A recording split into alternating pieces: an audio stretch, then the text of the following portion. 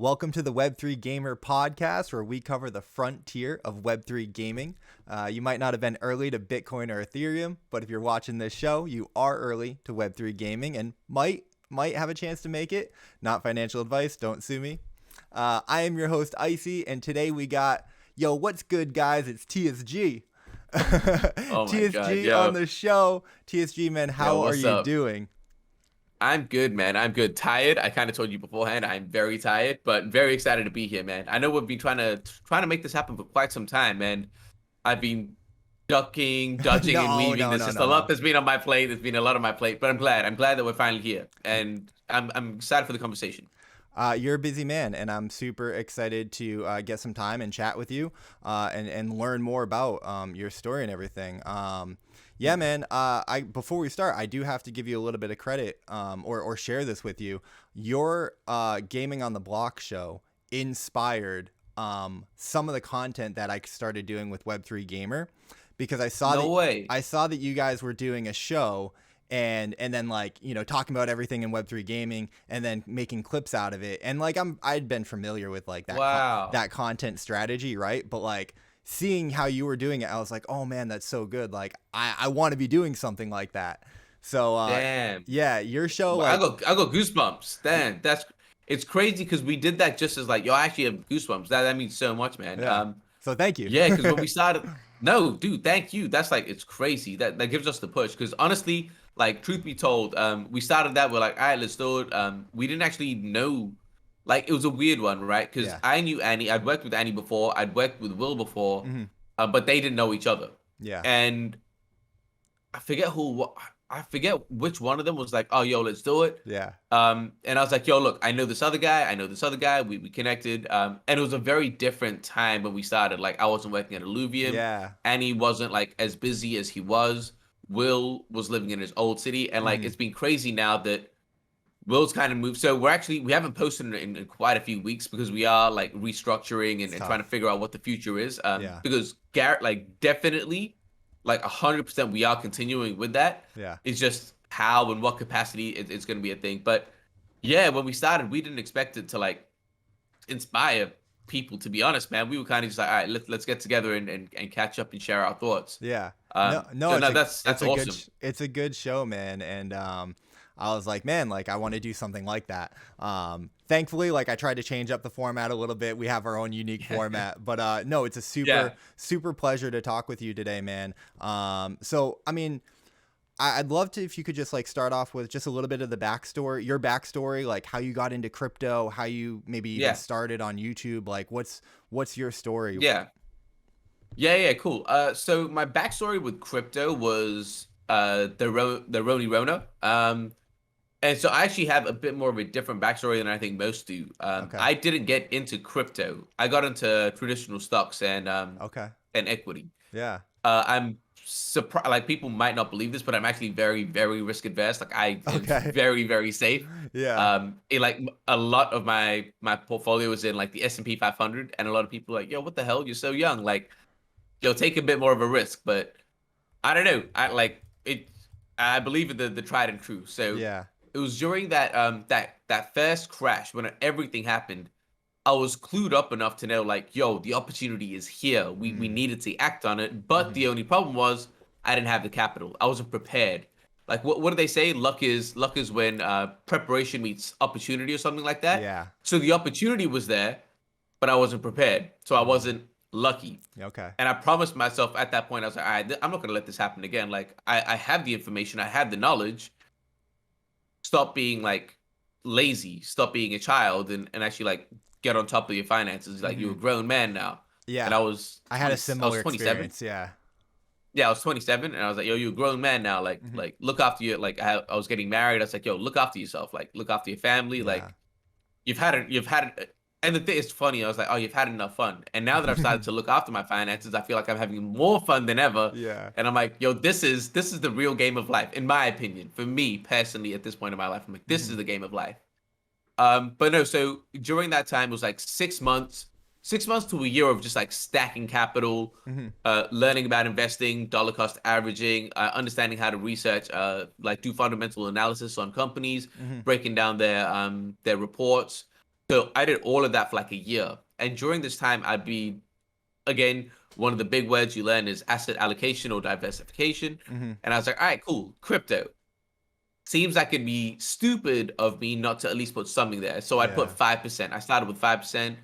And as I got more comfortable with my investments, with my portfolio, I was like, all right, let's put that up to 10%.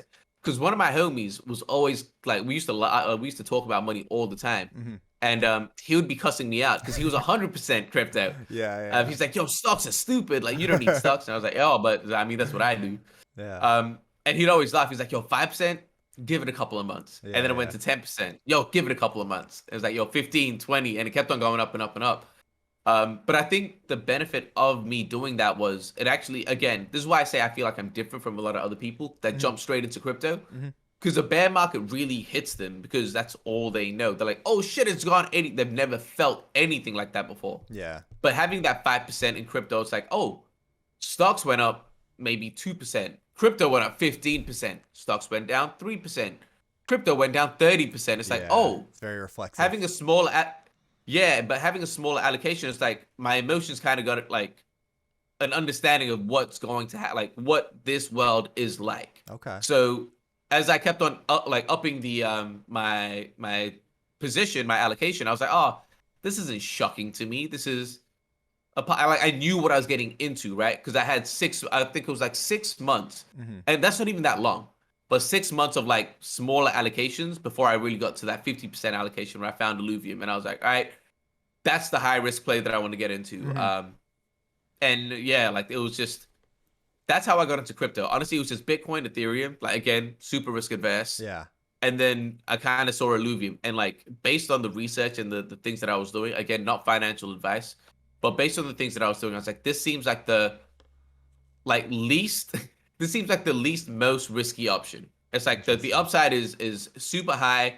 Obviously there's a risk, Mm-hmm. but in regards to everything else, like assessing the market, consumer like behavior, all of these things, I was like, that seems to be the play in crypto where I don't mind doubling. Obviously I could have done that in Ethereum, Mm-hmm. but the upside of Ethereum is still a lot less than Illuvium. But that was kind of my intro to crypto.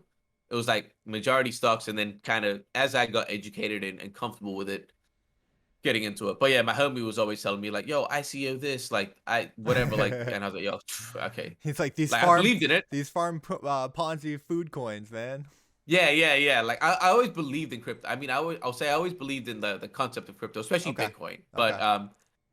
But so I wasn't like oblivious to it. It was just like, all right, let me find, and that's why I say I went in the S&P. I was like, all right, let me just do the safe option Yeah. until I find the one that I'm actually going to go all in. And truth be told, I took out a large amount of that S&P to go, and it was cool because it was at a time where like the markets were going up. So when I took it out, I took it at a profit, and it was like it's just a very very effective savings account.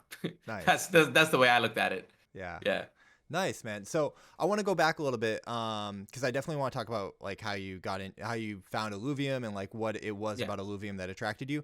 But before we get there, we were talking before we jumped on. So you're actually in China right now, and you said that you've been living there for like 8 years. Like, Correct. where are you Yeah. originally from, and then like what brought you to China? Yeah, so my story again, I don't know, man. Like I know people like, yo, like being a narcissist is bad. I don't. I think thinking that you're better or more important than everyone else, that's bad, Yeah, 100%. And sure. like, arrogance is bad. But I think like self-belief isn't, right? Self-confidence isn't. Mm-hmm.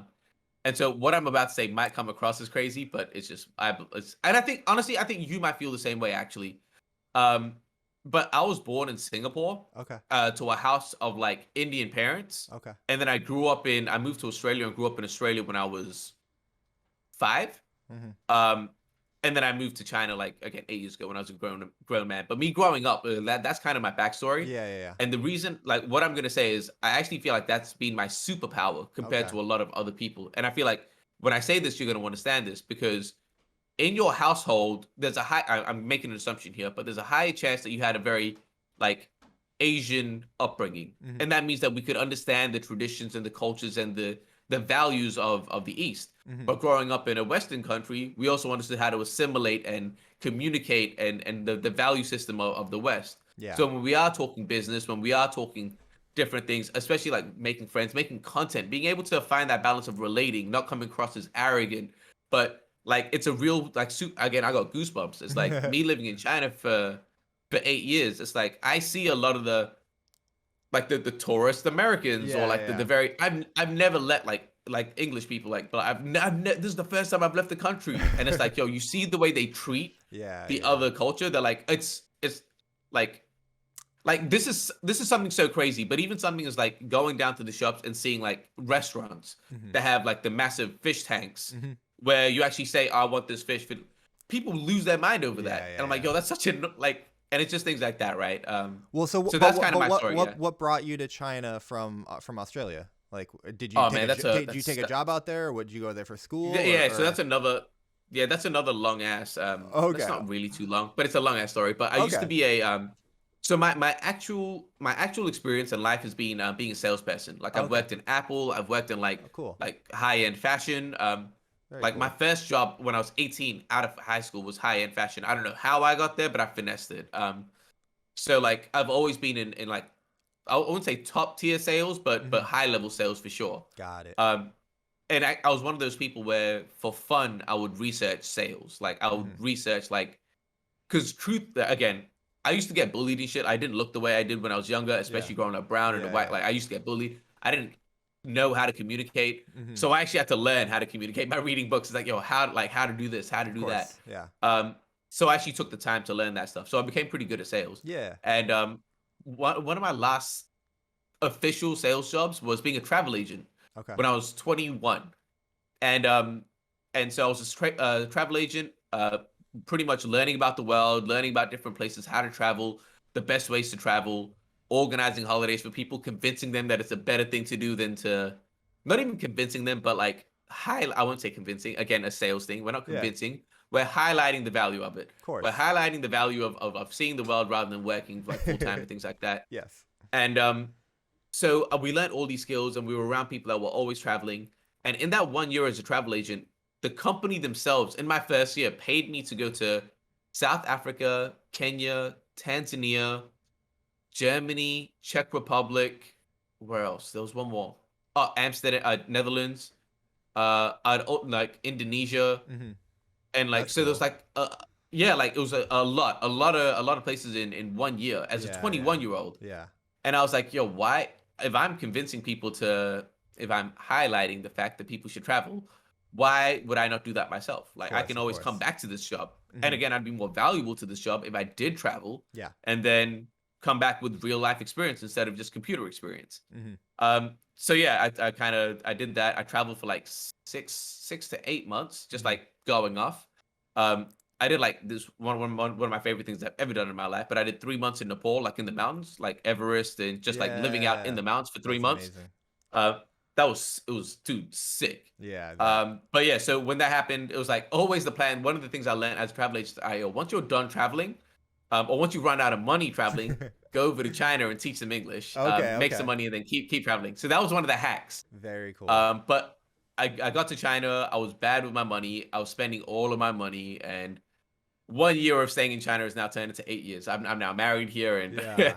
it's good. Life here is good. Life here is good. That's amazing. That's But I amazing. told you it's a bit of a long story. It's a bit of like Yeah, no, no, I mean that's what this podcast is about, right? Like mm, I'm starting off with a bunch of the content creators that have inspired me, or that like, I respect and admire, that I want to, like, truth be told, learn more about and connect with. thank you. So but I haven't talked about like too much of my story, but I've traveled. I lived in Vietnam for 2 years.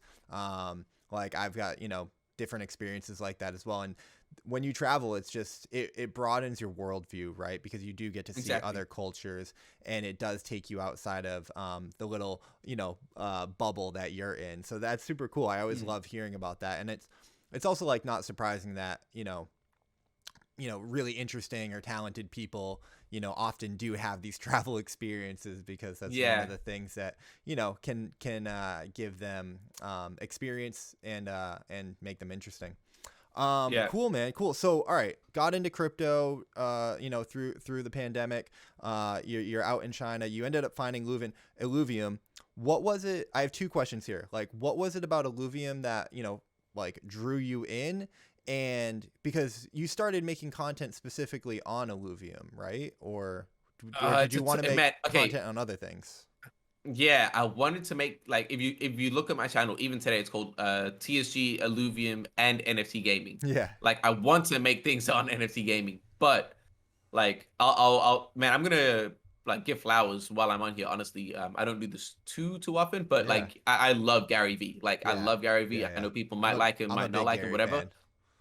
Yeah, and one of the things he speaks of a lot is like reputation, right? Yeah. And I already knew from the start, even when I had nothing, like no community, nothing like that. I was like, all right, what I put my name on is going to be important, and we Yeah. see this play out perfectly with FTX. Yeah.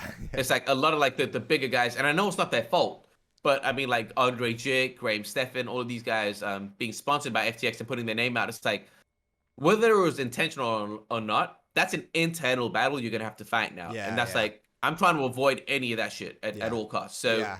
I want to put the things that I genuinely believe in. Hmm. If it fails, like yo, that's on me. I truly believe it. But I'm not Hmm. trying to shill you things or anything like that. Hmm. And currently it's like the only viable game that I'm like, all right, what is actually going to be here long term? Hmm.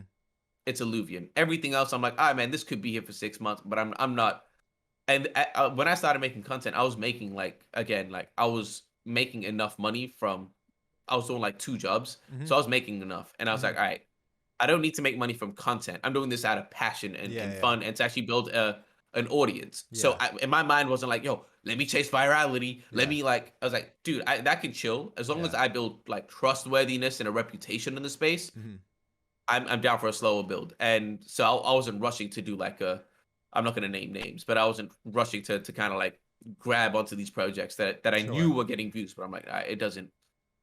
You guys play, have fun, That play makes with sense. that. Yeah, you wanted to add value. So let's talk about that. What was it about Illuvium that drew you? How did you find Illuvium? And then like what was Yeah, it that like, took you down the rabbit hole yeah, and really like sparked that passion and that belief in you? Like where were you, like when did you yeah, find it and what was it? yeah. Okay. So the two biggest things I'll say the two biggest things that got me into it, like got me hooked into it and being like, this is the one, is Kieran Yeah. and like the possibility of it and like Mm. the scope of it. And, Mhm. and I'll explain that a bit later, but they're the two main things, Mhm. Kieran and the scope. And so how I found it was YouTube. Mhm. YouTube, I don't know why or how. I wasn't even looking up crypto things, but Yeah. like the algorithm pushed up something where I was like, yo, play to earn. And I was like, I don't even know why I clicked on it. I don't know. I honestly Yeah. don't know, man. Like the way the universe works is a wild one. Yeah. But so I clicked on it and I started looking at it. I was like, oh, this concept is cool. It kind of clicked straight away because I just spent a couple of months playing Borderlands, Uh-huh. Borderlands 3. Before I started working hard and stuff, I was playing Borderlands 3, and there was a gun during a Halloween special called the Yellow Cake, and it was like the most OP gun. And I grinded hours trying to optimize the gun, right? So trying to make sure it was the most like powerful one of the Yellow Cakes. And then I stopped playing, and I was like, yo, I wasted so much time. Like it was just like I don't have anything. So Yeah. automatically I was like, and even because I wanted to give it to a friend, and because I grinded a lot, I had my best one and the second best one. I was like, I want to give that one to you, but Mhm. again, it was just like nothing. But as soon as I learned the concept, I was like, boom, that makes sense. I Yeah. didn't like the play to earn side of things, but the ownership thing kicked in. I was like, all Yeah. right, like straight away, I was like, I see the value in that. Mhm. So I again, like at this point, it's like put two and two together. Gaming is the fastest growing like media industry. Yeah.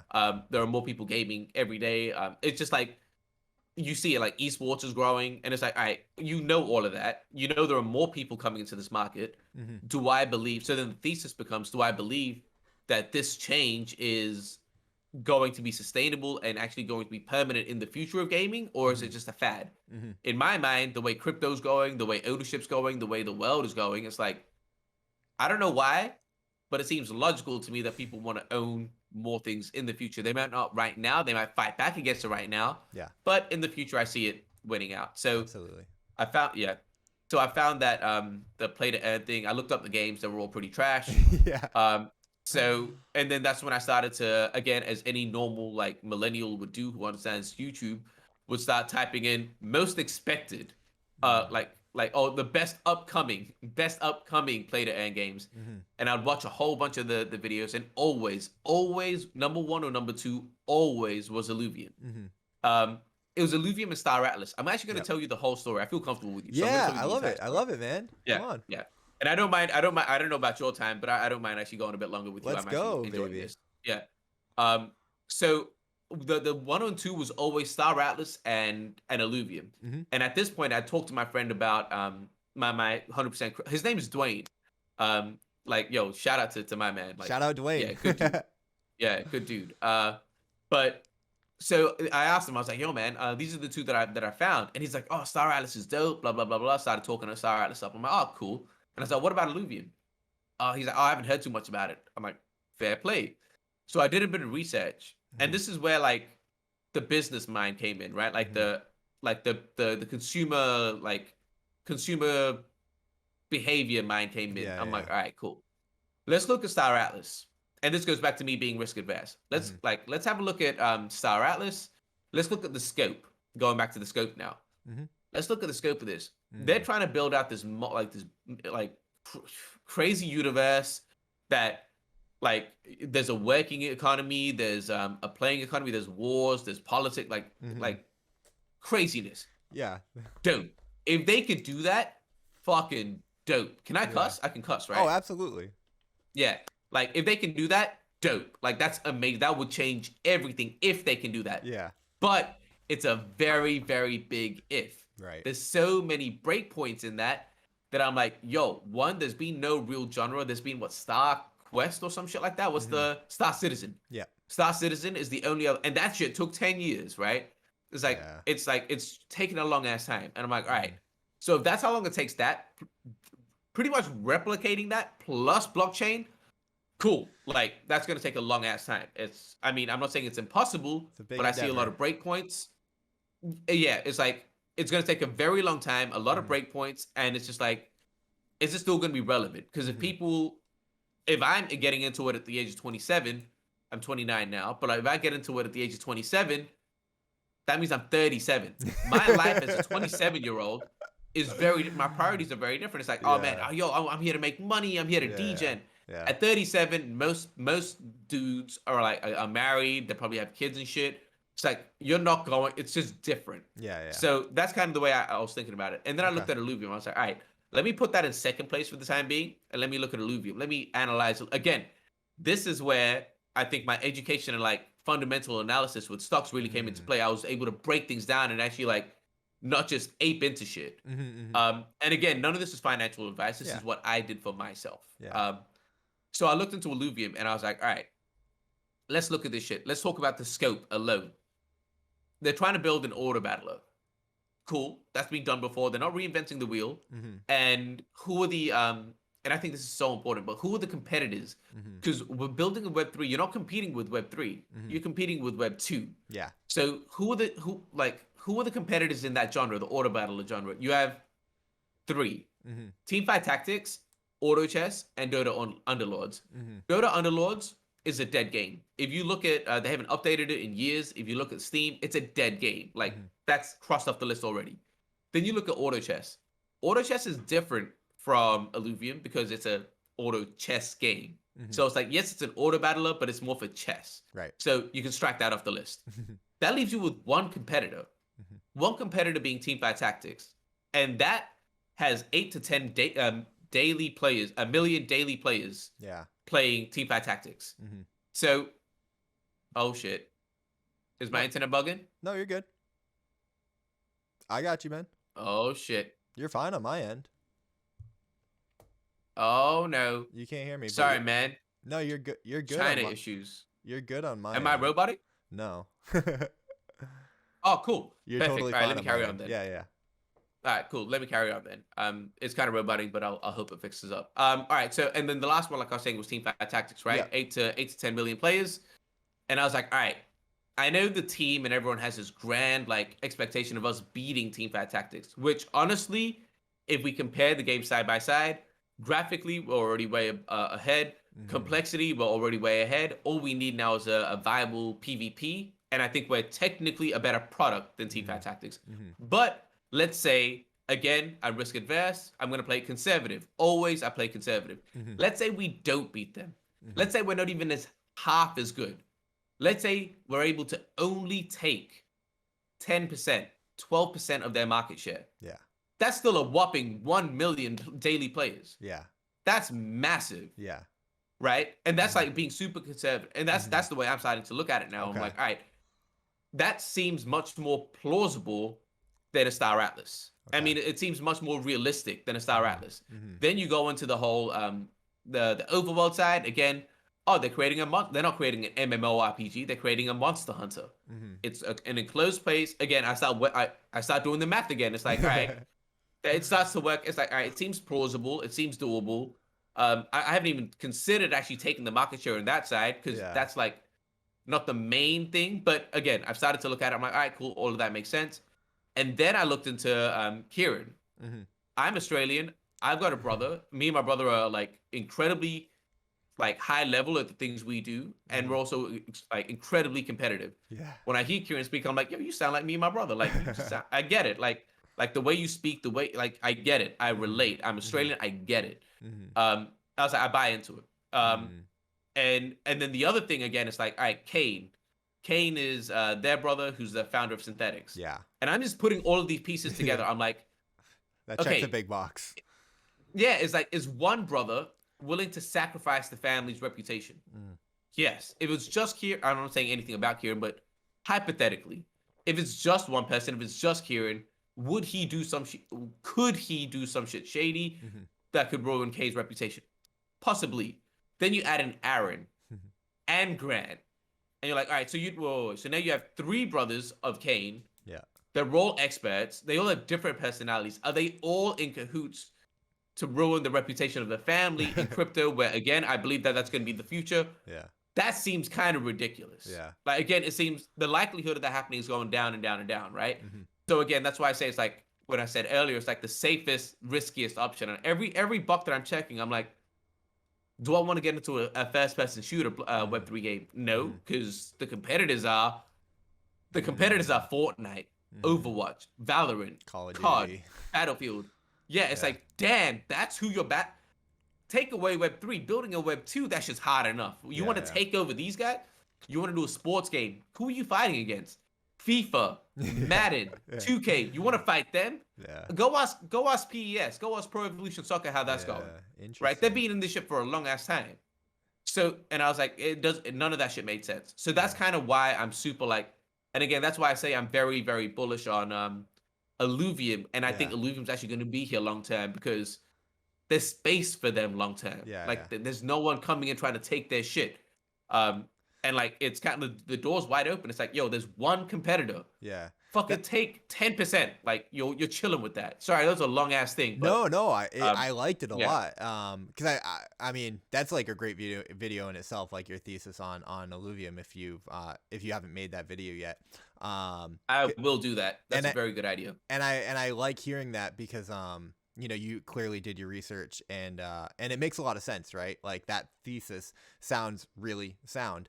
So I respect it. Although I will say, just from a comical side point, you're like, I'm very, very risk averse. I'm going all in on this one game. But you did your due diligence and you have all these reasons why it checks all those boxes and makes sense for you. And of course, I mean, working in the space, right, makes a ton of sense. And, getting a job and getting the dream job for working for the game that you are most excited about and passionate about is a dream come true. So let's go back to that, wild. Right? So like when you started making content in the beginning, did you do it with the hope that one day like, I could work for them, or like, how did that Nah.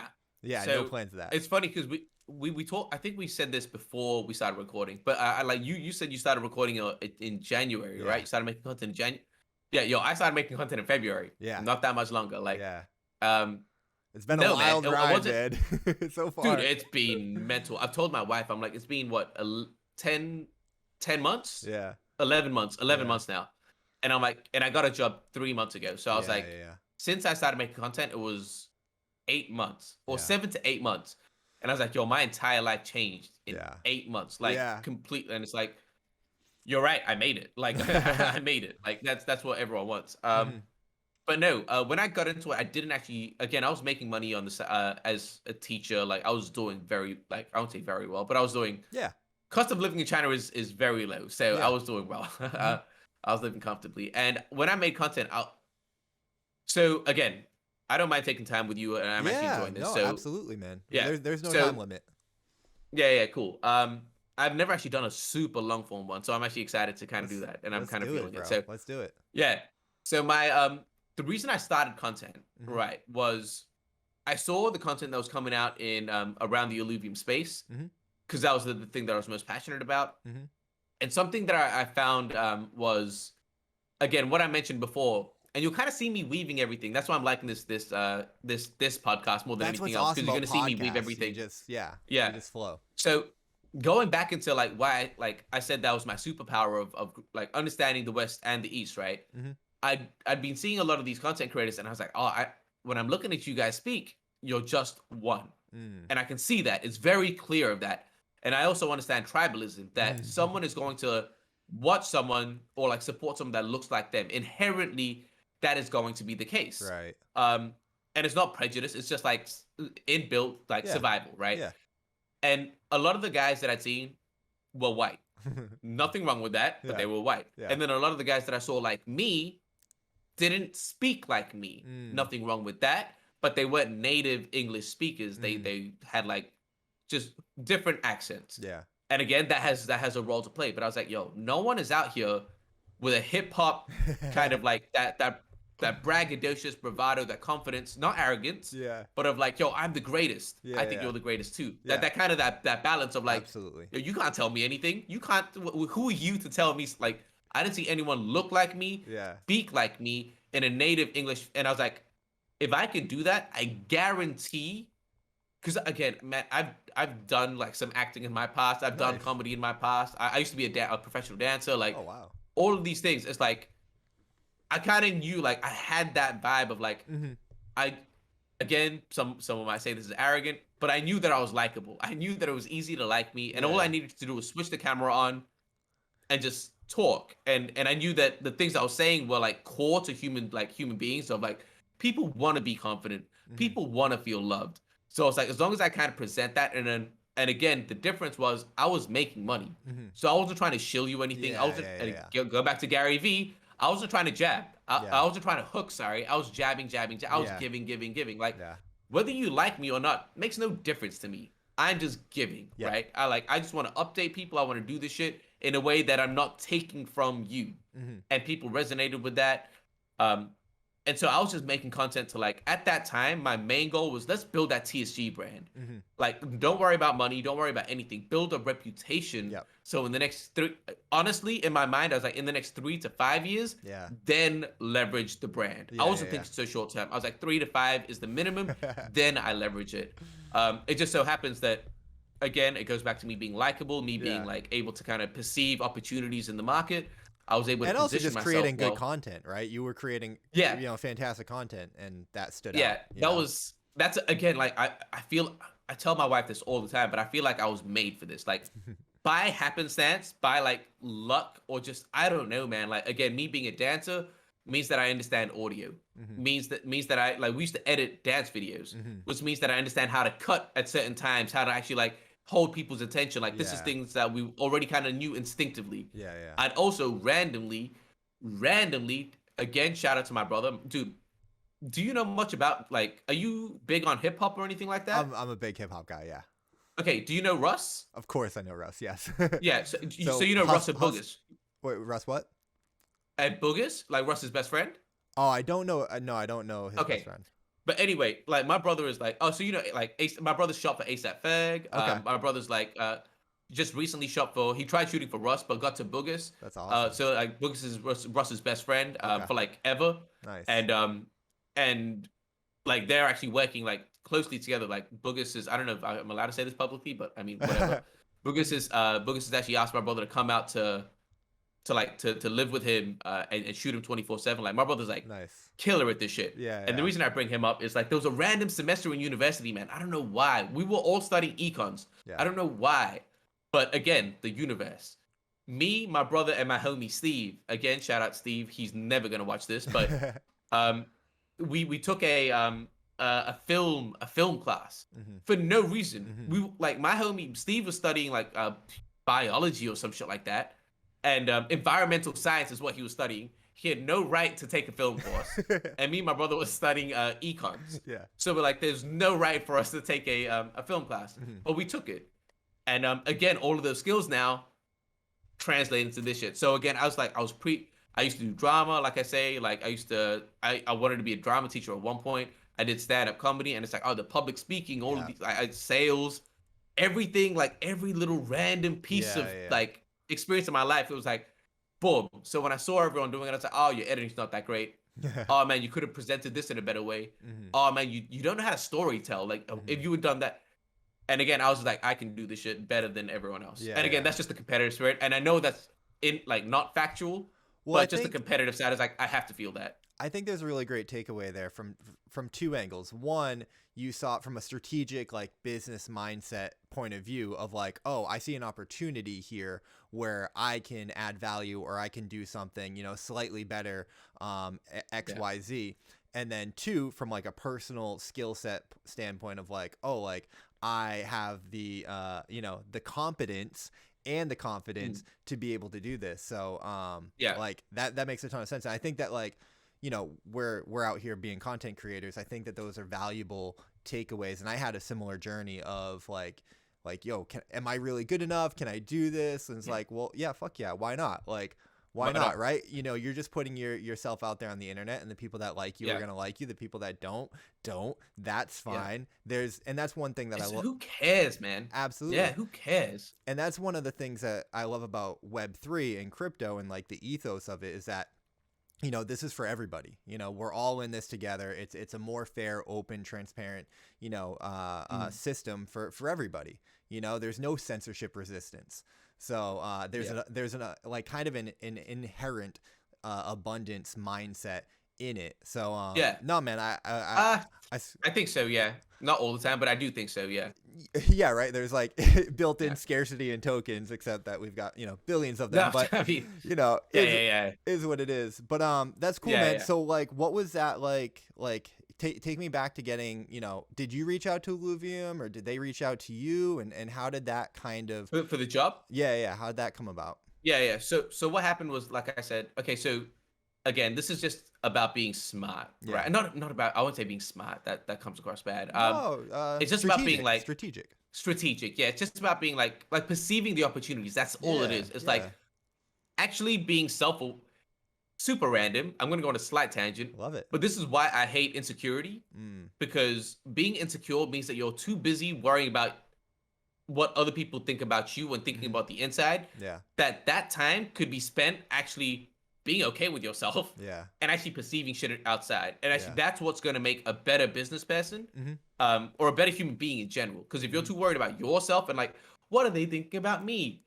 You just missed the opportunity. You're too busy looking over here that you missed that. Yeah. So that's a big thing that I was like, yo, no one cares. Like, no one cares about you. Like, I was having a chat with one of the content creators, Jim Barino. He's like, oh man, I'm a perfectionist. I'm like, dude, you're just scared. Like, Yeah. just no one cares about you, man. Oh, someone's already made that content.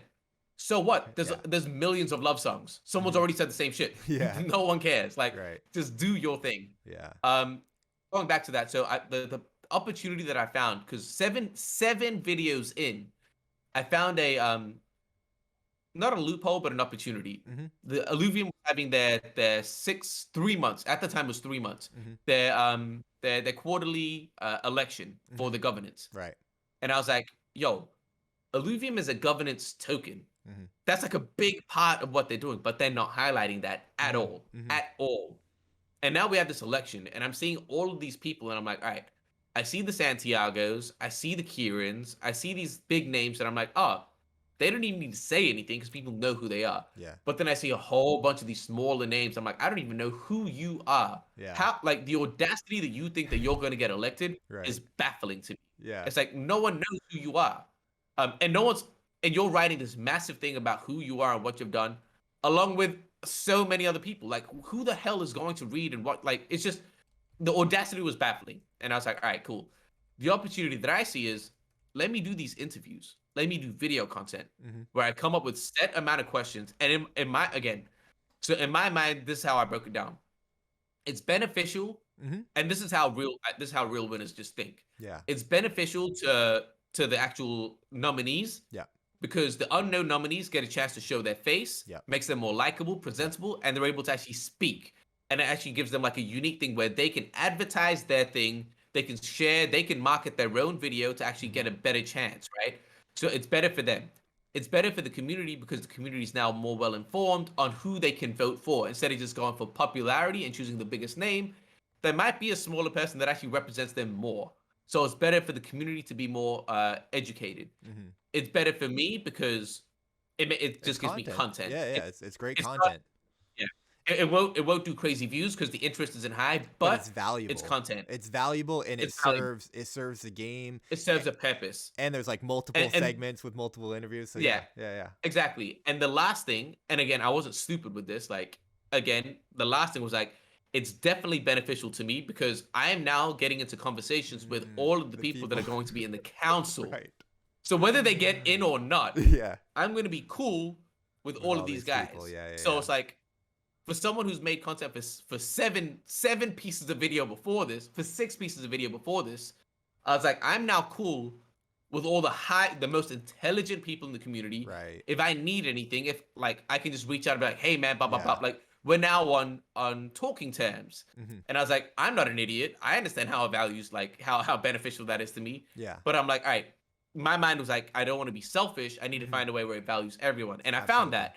So I found that, I did that, and ever since then, it was just like, everyone kind of just knew me in the community from that. That was like how I got into the community, like, very smart. How I catapulted my reputation into the actual community of like, oh, this guy adds value. Yeah. And again, the way I did it, I was very like, I moderated it well, I was objective, I gave a little bit of pushback, but it was never like, oh, I obviously side with this. It was like, nah, man, this is about you.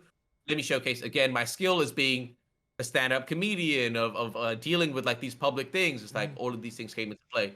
So that's how I got into that. But then the actual job, I was just making content every single day, man. Again, like I'm a big fan of Russ. Again, what I mentioned, Ipsy, and the whole Russ thing was like, yo, I'm just gonna outwork you. And it's like, make a song like for him it's a song every week, which is different because of the media form. Right. But for a video, it's like I need to make a video every day. I don't care that I was working 100 hours a week.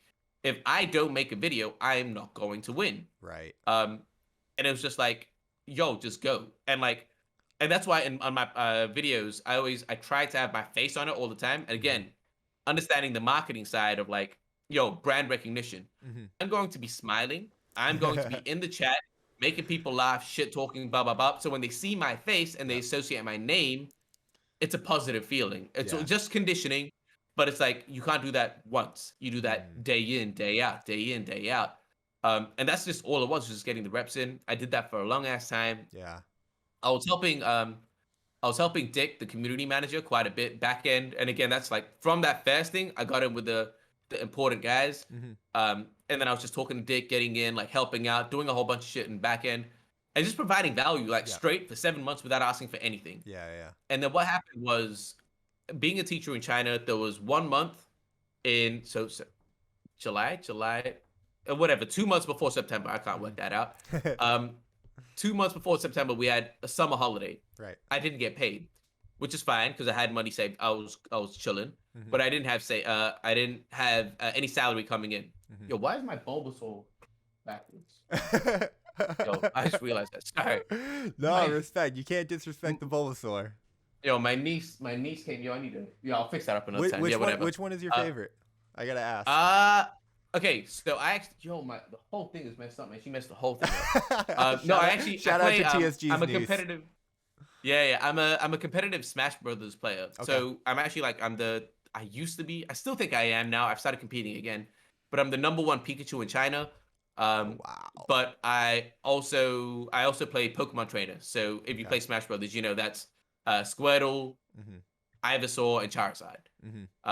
So it's like all three. That's why I have all three of them. Nice. And then I was like, all right, Psyduck, Jigglypuff, I should just get the thing. But my favorite, probably Squirtle or Bulbasaur. Yeah, Squirtle or Bulbasaur in the lost. I'm Yeah. a Bulbasaur guy. Like, Yeah, Bulbasaur's sick. Green was always my favorite. Yeah, Bulbasaur was always just like a badass. Always like I don't know, just good He's vibes. like bulky. Yeah, Yeah, he's bulky, but like bulky. I don't know. He's humble, like grounded. Like, yeah, he seems sick. He seems sick. yeah. Like, obviously, yeah. obviously, when I got the Game Boy, like, you know, everyone wants to. Like, I got the blue and yellow one, so I had Pikachu and whatnot. But like, Yeah. Bulbasaur always had a special place in my heart. But shout out to Squirtle. Yeah, I loved my Squirtle too, man. When I got my little Squirtle sick. Yeah, like in Smash Brothers, Pikachu's just OP. Of course. But no. So what were we saying? We were saying so I was adding value. Blah blah blah blah. Well, there was a month. And then so over the summer where correct. It sounded like maybe we didn't get paid time as well. I don't know. Yeah, so I had time, and I was like, I'm gonna go fucking hard. I was like, I'm gonna go all into this. I'll work because I was doing a video a day when I was working 100 hours a week, and I was like, yo, I have time. If people thought I was working hard, again, this is the competitive side. This is the rust, the hip hop side. Is like, if people thought I was working hard, I'm gonna show them what hard work. And again, I was inspired from my brother because I saw the way he grinded, and I was like, yo, people think like the guild name is like, yo, I'm gonna go crazy, like I'm gonna go nuts with this shit. So I went crazy, but then the second month, the month after that, we had a lockdown. Yeah. And there's actually, I could go into a whole thing about how we've had 4 lockdowns, how every lockdown changed my life. That's a whole other story. But for the better, like it's actually just catapulted my life every single time. It's been like wild. Yeah. But so this final lockdown, I was like, yo, I don't want to work in like as a teacher anymore. I've done this shit for 8 years. It's like I'm the best at it. Like again, arrogance, whatever. But it's like every time I've gone for an interview. Great though, right? I mean, again, you're a big. You've mentioned Russ, like he's big on that. Gary V, like. If we're, it's just like it's you know there can be that like humble competitiveness, right? Like if I'm gonna do this, like I want to be the best, you know, that I can be. Why not? You know? Yeah. And it doesn't mean that you're like thinking down or less of other people, but like why not think? I think that's the secret. Highly of yourself, like absolutely. I think that's the secret. It's like don't think low of someone else. Yeah. Think high of that's the way I go. I'm like, again, I'm getting goosebumps. It's like I think I'm the greatest. Yeah. But I think you should too. Yes. And it's not like, I don't think I'm better than you. Of course I do in a competitive sense because you need that. Yeah. But in the whole, man, you could probably cook better than me. Yeah. You could probably do woodwork and like crafting better than me. Like whatever. Like I'm not an idiot. Yeah. You could probably play basketball better than me. But in this space, I am the greatest. But also you are the greatest in what you do. I love that. Like, it's also the Gary V thing, right? Too. It's like it's a game, like right, like you know, we're playing a game of like, yo, like I'm gonna be like the best, and like you know, we're going after each other like that. Yeah. But like you know, off the court, it's like, yo, it's like we're all the same. Well, cool. Know? Yeah, it's like we need to have the competitive spirit, right? Yeah, so I love that. So the second month that we got locked down, I was like, all right. I don't want to work. And when I say I was the best at like teaching, it's like, yo, legit. Every job I went for, I got the job. Every interview, they're like, you're the best teacher we've interviewed. I'm like, yeah, I've done this. I know this shit. Again, I was a dancer. I'm not just a random person that came in being like, oh, I want to teach. It's like, no, I study teach. I did all this shit. Mm-hmm. But so I was like, in that second month, I was like, all right. I made the decision. I was like, I'm getting a job at Illuvium. Yeah. It's not like, it wasn't like, oh, I'm trying to do this. It's like, no. This is happening. Yeah. I'm just going to make it happen. Mm-hmm. So I told Dick, I was like, yo, straight away, I was like, Dick, this is my intention. I have a month to make it happen. Talk to Kieran. These are the ways I'm adding value. These are the ways I can add value. And it's like, let me make content. Let me go crazy for 1 month. Let me just go insane. I went Super Saiyan fucking 5. I just went crazy. Like Kieran had a tweet out. It was pretty funny. He's like, yo, TSG is like Jim Carrey's beeper and liar, where it just doesn't stop going off. Because every single time he tweeted, because I know Dick had already spoken to him. Yeah. And every time he tweeted, I liked it. Yeah. Or if there was a valuable point for me to comment, I'd comment. Yeah. And I was just always there. Again, going back to the point of like, I know Dick had spoken to him. And I know it was on in his mind that if he saw my name, he's like, oh, I need to talk to TSG. Yeah. And every time I showed up, that would trigger. I was like, oh, I need to do this. If I was just quiet and passive, he would have forgotten about it. He has a lot of things to do. And it's like, again, I would reach out to him and be like, hey, man, I apologize for the persistence, but I hope you can see persistence. And I'm just trying to get things done. Like, if I don't chase this, things aren't going to get done. Yeah. And it's, again, finding that balance of like being annoying, but being empathetically annoying. It's yo, I need to do this. Yeah. And it's not just like, hey, did you see this? Like, Right, that's just right. fucking like Yeah. that's just rude. But No, it's like, yo, I apologize. Yeah, that's like sales, yeah, right? Follow up, be persistent, show the passion, show the ambition. And I love this. If anyone's listening to this, right, this is a blueprint. These are gems it's on fucking how yeah. to add value, how to stand out, which is really important. If anyone is looking to get a job in crypto or a job with a Web3 game or any In dream life, man, any this is dream shit in job, right? life. Any dream Yeah, job, any dream situation, right? Like TSG is laying down the gauntlet right here with how you did it, and I love that. That's awesome, man. So like, yeah. congratulations because it ended up working. So tell me about No, that. it's wild. Yeah. No, it's wild. Yeah. Yeah. It was. I'll actually tell you this is I think it's a hilarious story. Yeah. But so I finally got into the call with Kieran. Mhm. He rescheduled a few times, but that dude is hard to lock down. Yeah. But when he had the call, he was like, I was talking to him. I was like, hey man, look, this is the shit that I've done. Bop, Mhm. bop, bop, bop, bop. Like, the brand that I've built. This is the reputation. I haven't done anything. Again, you can see that I understand this shit. I Yeah. understand this shit. Yep. And he was like, all right, well, you've obviously got the communication skills. Can you communicate with, if you talk to like millions of, like massive people with millions of people? I'm like, dude, I'm a salesperson. Like, Yeah. this is what I do. Mhm. Like, I don't care if you have millions or not. Like, my job is to make you feel comfortable, build Mhm. rapport with me. Like, that is what I do. Mhm. And he's like, all right, yeah, you can. And I was like, again, I brought up the whole thing. I was like, remember how I messaged you and I said the thing about persistence, blah, blah, blah, Mhm. blah, blah. And I was like, look, I didn't do it in an annoying way. You can see that you have evidence of me being a salesperson. Like, Yeah. this is what Yeah. I do. Yeah. And he's like, yeah, you've got that. He's like, oh, but I need to know if you've got the business mind. Mhm. And I was like, ooh.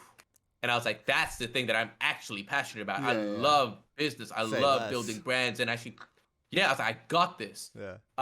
And I spent the whole time being like, yo, I might not be the like perfect person, but I Mhm. promise you that my work ethic alone is more important than anything else. I'll Mm. figure it out. If I don't Mhm. know, I'll figure it out. Mhm. And he was like, yeah, cool. He was buying into it for 20 minutes. I was just going and he was buying into it. And then he's like, all right, so I need to know if you've got the business mind. And I was like, oh, dude, you don't even know.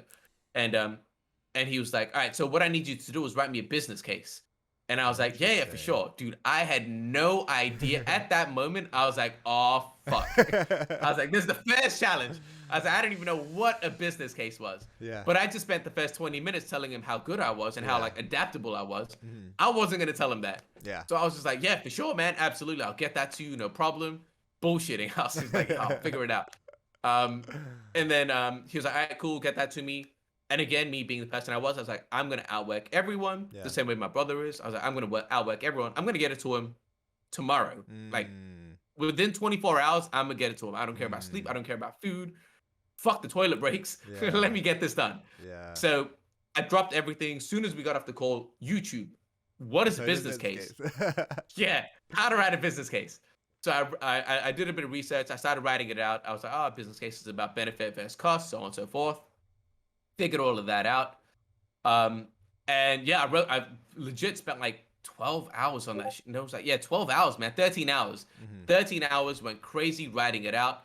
I sent it to one of my homies, Annie from Yeah. Gaming on the Block. Yeah. Yeah, Annie. I was like, yo, Annie, I know you Super might have a smart bit more guy. experience I'd love in this. to like have him on the Dude, podcast at some time. I love his dude, work. say He's say great. less. I'll make it happen. Yeah. Say Yeah. less. Like Yeah. yeah. Yeah. So I was like, Annie, I know you have a bit more experience. This is what I've written.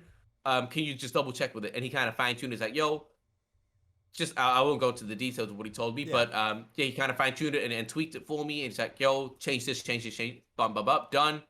So 24 hours from the moment we had the call with Kieran, I sent him the I think it was like 23 hours. I was like, yo, Kieran, business case done. Impressive. He didn't say anything. Okay. Didn't say anything for like 12 hours. And I was like, oh man, like I don't know. I thought I did a great job. I was Yeah. bouncing. I was like, oh baby, I fucking did it. Like I fucking did a business case.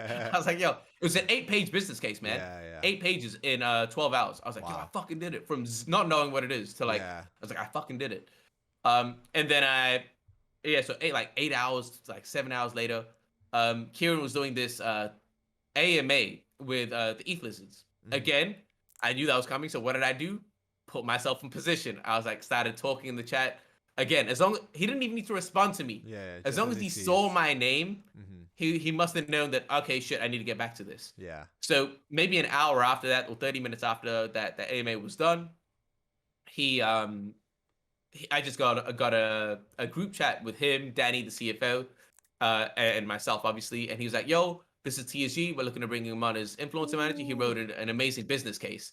And I was buzzing. I was like, yo, from zero idea from a business case to an amazing business case, like fucking tell me what time it is. Yeah. Like I was buzzing. But yeah. That's amazing. So that was like part of the story. That's an incredible message to like get or see or be like, it's just like on cloud nine. You're like, oh my God, like it's real. Dude, I was buzzing. And I told my wife, I was like, yo, I fucking did it. Like because I told her, I tell my wife always that I'm the greatest. I'm like, yo, I'm like, I was like, yo, I'm the greatest. Like, you're so lucky. Amazing. And obviously, I'm lucky to have. I'm lucky to have her as well. But I always do tell them, like, man, do you know how lucky you are to have like me, like to be in our family with me and my brother? Like, dude, we're the greatest. Like, we're the greatest people in the world. Like the fact that you're with us is like amazing. It's like, you hit the jackpot. Amazing. But no, it was funny. So I was fucking excited. I was like, yo, I fucking did it, man. Beating my I was like, yo, I told you, like, and is that the position that like were they hiring for that position and you were applying for that, or that's like what you just interviewed to work for the team and that's where they put you in? So they weren't hiring for that, nor did I just apply for the team. Again, I saw the opportunity. I'm like, yo, you guys are missing out right here, man. Like this is what needs to be done. At that time, I was already organizing the Twitch streamers, organizing the content creators to stream on our Illuvium Twitch. And I was doing the organization, communication, all of those things. I was like, look, man, like, yo, we need an influencer manager. Like, we need, like, content is king. Like, we need content in this. Like, I don't care about publications and shit. Like, the truth is, that is irrelevant. Yeah. Like, it just is. It's a nice to have. Yeah. Content is more important than that is. I don't care about marketing. Content is marketing. That is it. Yeah. That is it. Yeah. Like everything else is a additive. It's a cherry on top. But content is marketing. I was like, yo, we need someone that's actually going to be, and who else better to do it than the guy who has a good reputation with the community, who's collaborated. Yeah, who's collaborated with every single fucking content creator that's made content on Illuvium, and his his made connections. Again, it was just so obvious to me. I was like, dude, you'd be stupid not to hire me. Right. Like it wouldn't make sense not to hire me. Yeah. So they weren't going for the job, but I kind of just presented a case, and I was like, yo, these are the benefits. Got it. Stop being stupid. Yeah. Like just like what are you talking about, right? Yeah. And then me and Dick kind of fine-tuned it. We're like, yo, the Twitch is going down. Like the engagement's going down because there's only so much private auto battle survival mode that you can watch. And then we kind of fine-tuned, all right, what's the angle that we're going to take? So massive shout out to Dick. And we kind of presented to Kieran. I kind of closed the deal. And so they weren't planning on hiring for it. I kind of just presented a case where they're they couldn't say no. Yeah. Yeah. So how has it been? This is like 5-6 months later now-ish, maybe 4. Nah, it's only been 3 months. Okay, damn. Crazy. Yeah. 2 months full time. First month was part time. Still, I was still working as a teacher. Wow. And 2 months full time. Well, it's been You know what they say, man? Like a week in crypto is like a month. Feels like a fucking decade, fam. Feels like a decade. It feels like a long time. Like I remember your video where you got hired. I was hyped for you. I actually went back to like see if I had commented on the comments. I was gonna screenshot and be like, "Yo, like I've been, I'm not new to this. I'm true to this." Unfortunately, I didn't comment like a dick. So, no, it's fine. My bad. That's fine. No. But I really appreciate that, man. Like truly. Well, yeah, I mean, like I said, I was watching your content. You inspired a lot of the direction that I ended up going. So, shout out to you, right? Like a lot of the things that you're talking, a lot of the things that you're talking about. I'm like, yeah, it worked. Like I remember over the summer watching your content and being like, damn, this dude's going hard. I gotta go hard. That's crazy. No. Thanks. So, what was I gonna say? Oh yeah, so.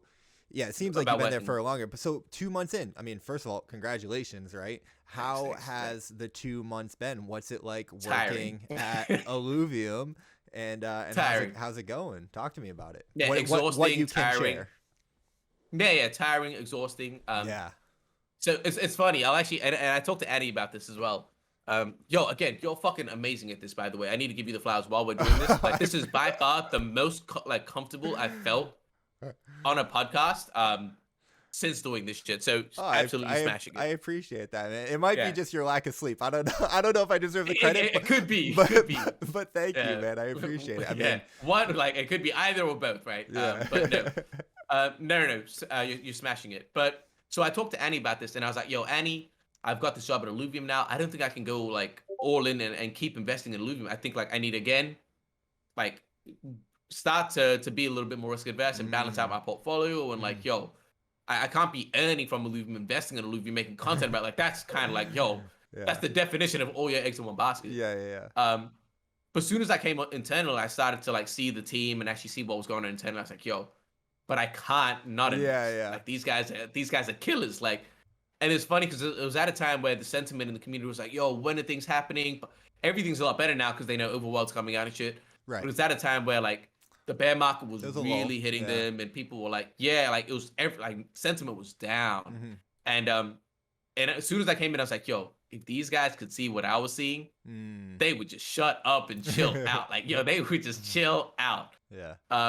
But no, so like seeing that was sick. And this is like one of the good things about working at Illuvium is like again, man, I'm actually gonna fucking I love what you're doing, man, because it's making me comfortable enough to like go into actual like I don't know what you're doing. I don't know what spell you cast. I don't know what spell you cast. We're just chilling, bro. Don't say anything that you're not supposed to say. Like we're just chilling and all that stuff. But no, I'm not gonna leak anything I'm not supposed to. But like, so when I started, I was like, all right, cool. It was fuck. I kind of lost my train of thought now. But all good. Yeah, fuck.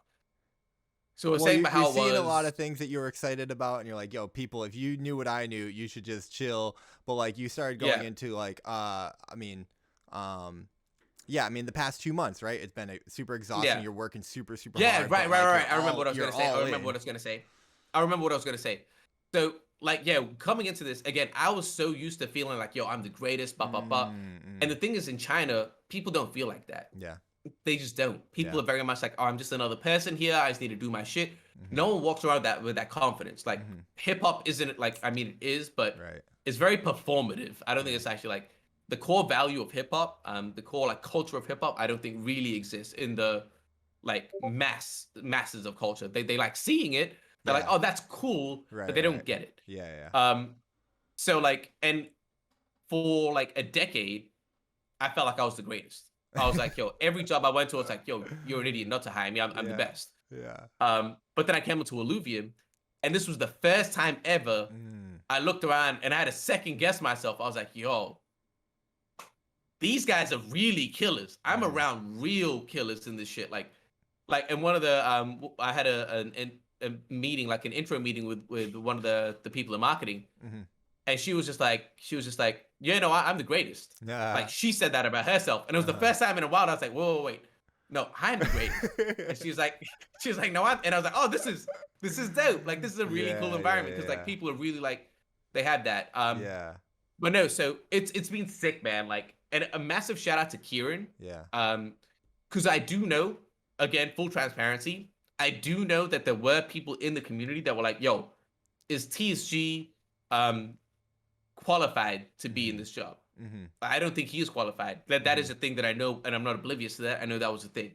And I'm really glad because when I started, like I said, I had 1 month of part-time. And I was like, yo, Kieran, we need to do AMAs. That's an important part of the marketing side of things. I need to set that up. No problem. Yo, Kieran, how many AMAs you want to do? Like, how many AMAs is like, are you able to do? He was like 2 a week. Done. I was like, yo, by the way, I'm doing this part-time, so I'm not sure if I can do that, but I'm a figure it out as much as I can. I'm gonna try and like do that. 2 AMAs a week seems doable. Seems scalable. And me being an idiot, me trying to prove some shit, I don't know why, I got him into like 4 AMAs on the first week as a part-timer. And Kieran was just like, saw that, and he's like, all right, fuck that. Let's do 50 AMAs in a month. And I don't know, like, what's everywhere. I don't know I don't know what what is actually like the breakdown of that. So there's let's say 4 weeks. I mean, there's 30 days in a month, so I mean that's like 1.5 a day. So it's like 12. Like I think it was like 12.5 AMAs in a week. It was what he was expecting of me.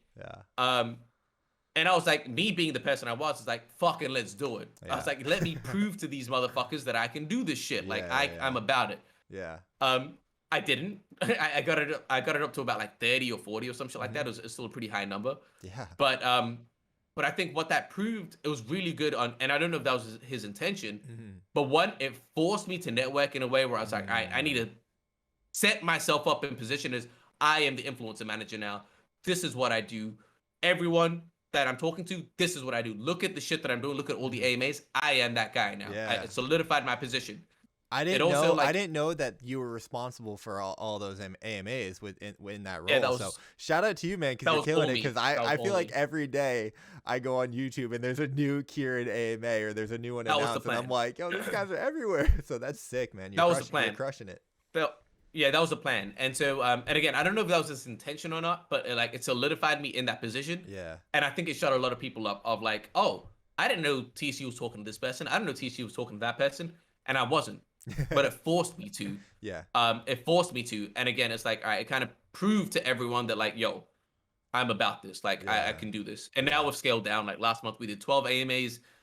This month and again, like the biggest thing about like joining the team is like that I'm just constantly developing. Like, all right, cool. I had the connections and the communication skills, but now I actually had to build a wider network, which I was forced to do, which I've done, which I'm constantly doing, which is always doing. Yo, now we have to do negotiation. Cool, I already had sales, but now it's like a different kind of negotiation. All right, let's do that. And just sort of like I'm constantly building. Like, oh, like I talked to Andrew. Andrew said, oh, you're doing a really good job. But if you want to be an official professional influencer manager, you need to get this reporting done. Cool. What are the KPIs? I've had to figure that out myself and be like, all right. So I'm actually like learning how to report. All right, yo, let me track down how many like videos that have the keyword Illuvium on YouTube. That's the goal. So last month we had over 200.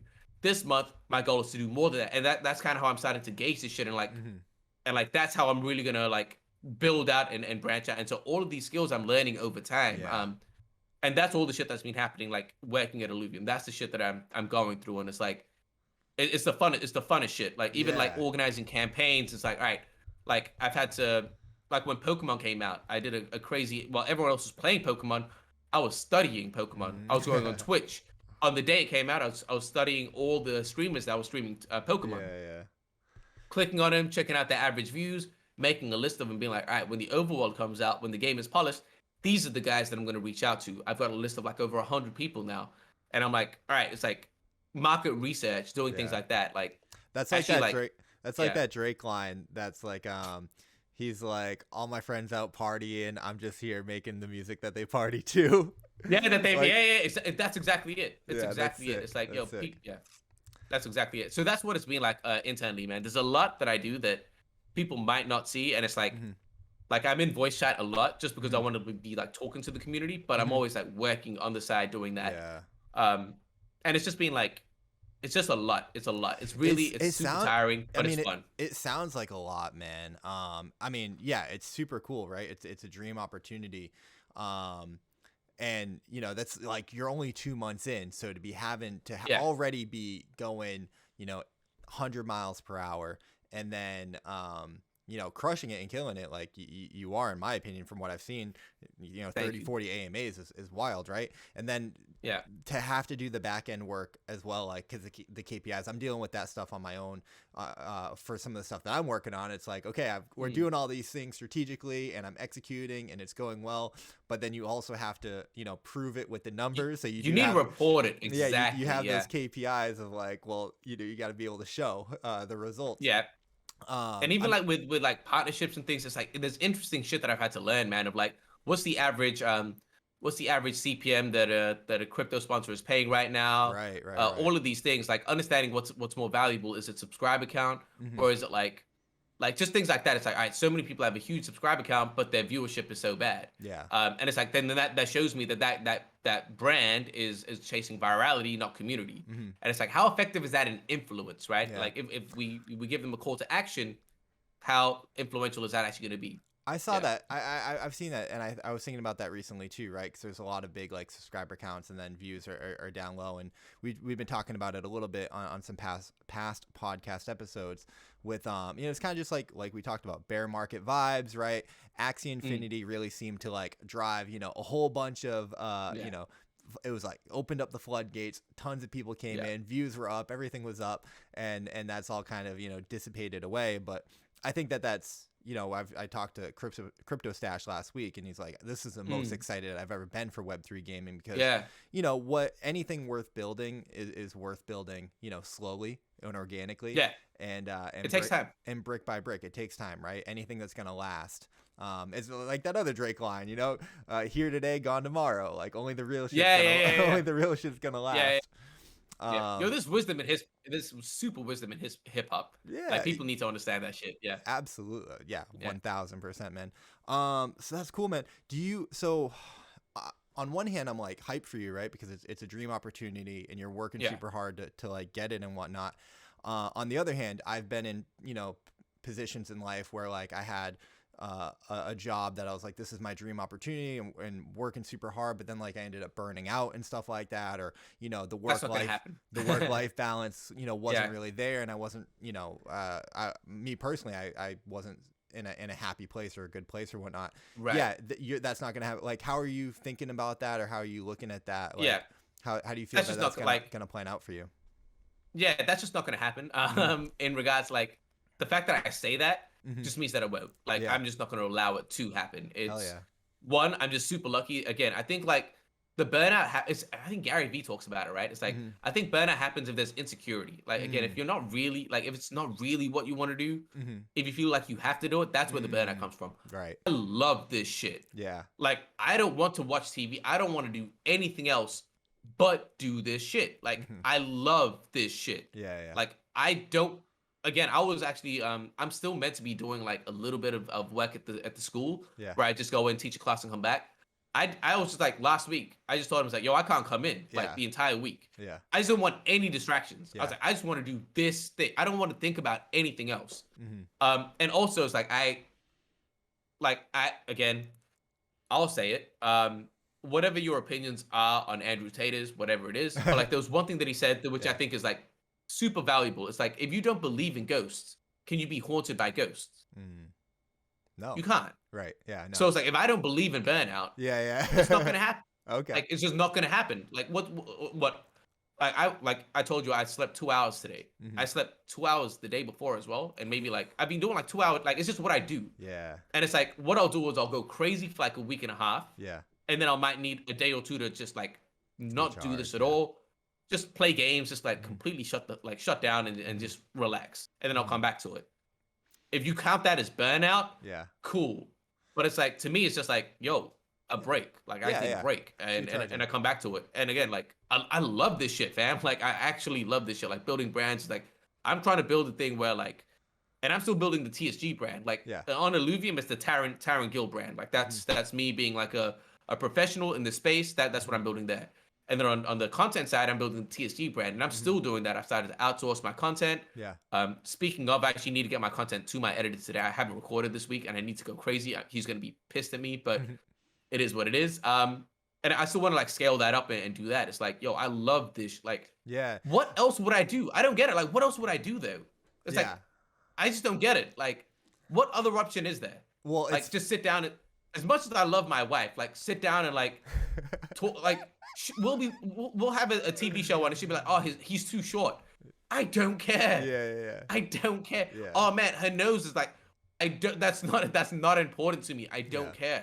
Yeah. Like as much as I'll sit there and like, oh yeah, play around and be like, oh cool, I'll talk to you, but like that's what I would get burnt out from doing that. Like if I had to do that every day, I'd get burnt. I'm like, yo, you should stop. Like I don't care about that. Yeah, I mean, I'm the same way, right? Like I'm super like passionate and I love what I'm doing, and I feel super lucky to be like working in this industry, right? So it's like sports and like world events and all this stuff. I'm like, bro, I don't care. And like even crypto stuff, right? Like the SBF stuff and FTX, like care. I do. A part of me cares because like it's bad for the industry, but like there's no bear market in gaming, so it's like we're like kind of chilling over here. And it's funny. It's good to be informed. It's good to be informed, of course, but just don't be consumed, right? It's like I stay informed about like geopolitics and things like that, and like the SBF. I stay informed in that shit. Yeah. But I'm not But out here being like, we're yo, focused on our mission though, yeah, like like, tunnel vision on what we're working on. And it's funny because you started yeah, off the podcast being like you got into crypto or you got into investing in stocks and things like that because you're like quote unquote, time to grow up and time to like, yeah, be an adult and whatnot. But yeah, here we are like working in gaming and it's like dude, it's the it's like sickest thing. because we don't have to like I'm not trying to like grow up Yeah, for the sake of, of like course, of course. When I say these grow are up, I just mean be responsible. Just be no, right. like be responsible. Yeah, yeah. Like do like have fun, absolutely, but have responsible fun. Like I'm having, again, like some of my friends, like I don't. There's a couple of my friends I don't really talk to that much, Yeah. but they're like, "Yo, like, dude, you're so lame. Like all you do is work." Yeah. And I'm It's like, "Yeah, like but you don't know how much fun I'm having. yeah, Like yeah, for like you, it's like." For you going out and getting drunk and like having a hangover the next day is fun to you, and I'm not shitting on that. Cool, yeah. do you? If that's what you want, do you? Yeah. That's what I want to do. I'd rather chill out with my homies online, have video calls like this, and we're still communicating. It's Yeah. still a connection. It's still Yeah. relationship building. Yeah. And it's like, yo, I learn about your history. You learn about mine. Like, Mhm. we're still having and building. And again, like, some of my best friends that I've made, man. Like, honestly, Dick. Like, me and Dick are like, he's one of my best friends in the space. Mhm. Annie, one of my best friends in the space. Like, Yeah, yeah. dude, me and Annie, like, I was talking to Annie just a couple days ago about Yeah. this. It's like, dude, our age gap, Yeah. we're not close. Yeah, We're yeah. not close. But it's wild that it's like we both have so much respect for each other, and it's like, yo, like you're one of our like my closest friends in Yeah. this like in not in this maybe in this world. I don't know, man. It's like it's a Yeah. weird thing. It's like what's the difference between real life and again, like my homie Welcome Dwayne that to I the mentioned before. metaverse. Yeah, like my homie Dwayne, he's back in because being in China we're all expats, right? Yeah, yeah. So he's back in London now. Mhm. So does that mean that he's not my real friend anymore? Does that mean he's not my brother? Like so it's the same thing that I think about with you guys and people online. It's like what? Like it's the same shit. Like as an Absolutely. if you're stuck in a bubble of like I only live in my city, I've only got my friends I grew up with, then yeah, you might think that I'm crazy. But if Yeah. you're an expat, if you've traveled, you make hella friends that like leave you and shit. Like it's a part of fucking life. So Well, it's I would also much rather make friends with these guys. Yeah. absolutely, but it's also like, the cliche thing which until you experience it and have it, it doesn't ring as true, but it's like when you love what you Yeah. do, like it doesn't feel like work, or when you love what you do, you just want to do it even though Yeah. quote unquote work. It definitely feels like work. You're enjoying it. Yeah, I mean, Yeah. I'm working my ass off too right now. It definitely works. But Yeah. like the benefit and the reward, what I didn't understand when I didn't have this, right? Like, and it wasn't, like ignited to do, Yeah. to go out and crush it every day. I didn't understand this, but what I understand now having that is like you get so much intrinsic reward and like joy and happiness and fulfillment from the success and from the like the positive reinforcement. It's just like the growth. it's just the it's growth. the growth, and it's like the feedback loop, right? Like it's Saturday night here for me, but like I'm stoked to be talking to you on this podcast, right? Like It's wild. this doesn't feel like work, and if this is work, like sign me fucking up, right? Yeah, blessings, right? Blessings, yeah. And it's just same thing. Like again, when I told you that story about the business case, it's like, yo, I felt in that 12 hours, I had grown more as like a person, like in a business sense, as a professional, than I had doing 8 years of teaching. Well, that's amazing, and right? I was like, so that's wild. Sorry to cut you off, but like No. to put back your words, right? You're saying like, oh, I think highly of myself. I've been crushing my career. I'm like, every job I go to, I've been the best. And then you get to Illuvium and you feel like you're no longer, at the top. You're no longer the best. Well, that's like the one of the business quotes, like surround yourself with people who are better than you, right? If you're the smartest guy in the room, you're in the wrong room. So it's super exciting that you found a place where you're like, oh shit, I thought I was a high performer, but these guys are fucking next level. And guess what? You're going to get next level working with them and having those experiences. Agreed. And I want to point this out. Something, again, it shows me a lot about yourself as well. Is that you said that being like in a group full of everyone better than you is exciting. Yeah. And an insecure person would have said that's scary. Right. And I think that's very important. Yeah. That's a very important thing to notice. It's like, again, that's exactly the feeling that I felt. I looked around and I could have been like overwhelmed, which I was a little bit, like it is. But it was like the majority, like the major feeling, the dominant feeling was like, yo, I think I found it. I think like, yo, this is it. Like we about to learn, like we about to grow. But I think if you're insecure, you're like, oh shit, can I do this? Can I keep up? Yeah. Which again, there's always going to be a little bit of that. But if that's dominant, you need to do some self-work. But that's also like healthy self-awareness, right? And that like Yeah, yeah, of that little course. bit of not anxiety but like anxiousness is also what can fuel you to be like, oh shit, I gotta step my shit up. So I mean, Yeah, honestly man, I think that Illuvium is lucky to have you, right? Like you said, it's a thank you. no-brainer. But at the same time, like if you're the kind of person that, you know, or you're the type of talent that Illuvium is attracting and like has inside internally working to build this game, then I'm pretty bullish on the game, man. So like having said that, TSG, let me ask you, you Yeah, know, and I'm sure like you guys have these kind of questions a lot and think about this stuff a lot, but like for the podcast sake, right? yeah. You know, 5 years out and 5 years, what does Illuvium look like, and what does Who TSG look knows? like with Illuvium? Yeah. Who knows, man? Yeah, Honestly, it's such a cop out answer, but who yeah, the fuck yeah, knows? yeah. Honestly, I think again going to be a little bit more conservative than others. Sure. I think 5 years is when we're really going to start hitting our stride of Hmm. even in the industry. That's when we're really going to start onboarding people. It's not just going I to be think that Illuvium that's a player in the game. I think that's fair and honest, man. Yeah, go ahead, Yeah. continue. Yeah, sorry. I was gonna say I know a lot of people like, yo, in the next year or like Yeah. 1 year after launch. I'm like, yo, you guys need to relax a little bit. Like, Yeah, yeah. if it does happen, I'd rather be pleasantly surprised than like, oh shit, it didn't happen and then be Yeah. disappointed. Hmm. And again, I'd rather be realistic, understanding like the adoption curve and Hmm. how like I get it, it speeds up, but also like it's just not there yet. Like we're Yeah. still so early. Like the Yeah. truth is we're so early. Yes. So I think 3 to 5 years is a good time frame of like, all right, that's when we're really going to start amping up. Probably Hmm. we're going to have another game out by that point. I'm hoping 5 years in we're going to have an additional game Hmm. outside of the main three. Hmm. For Illuvium, I think Illuvium's just going to be around, man. I think Illuvium, like, there's not much to say. Illuvium's just going to take over. Hmm. Like I said, in regards to like an example for what ownership and utilizing the blockchain can do in gaming, I think Illuvium is going to be that. Yeah. I'm not going to say it's going to be like an NFT game or a blockchain game. It's just going to be a game that utilizes blockchain technology. I think that's what it's going to be. It's going to be like the same way that Axie was the thing that everyone pointed at, being like, oh, look, this can happen. Hmm. I think Illuvium's going to be the sustainable model where everyone's going to be like, oh, shit, there's quality here. There's actually like we're doing something. Like Yeah. it's actually viable. It's an Yeah. actual viable option. Um, that's what I think for Illuvium. Oh, yeah, sorry, Yeah. you want to say some shit? No, so let me like, you know, give me, you know, for people that might listen to the podcast and not be super in depth with Illuvium, Yeah. what do you think makes, what are the things that you think makes Illuvium win, or makes, you know, makes it be here, Yeah. you know, and achieve that success? Like, you know, give Yeah. like the bull Okay. case for Illuvium. Okay, yeah. So again, let's break it down into the three games, right? And I Hmm. realized we spent this whole time not even talking about Illuvium, which And is quite and funny. that well, no, but no, that's the whole point of the podcast. I'm not like, you know, I'm here talking to you, you know, TSG, No, that's no, I appreciate Taryn, that. but like Yeah, I obviously I've appreciate got, that. you know, an Illuvium you know, guy here, so like yeah, I want to talk about Yeah, Illuvium at yeah, of some course, of point. course, of course, of course, of course. No. I like it. I like it. So let's break it down into the three things, right? I've kind of given my thesis on the order battle already and why I Yeah, think it's going to win. right. So graphically, we're better already. Yeah. Gameplay wise, we're better already. All we need now is a viable PvP mode. Hmm.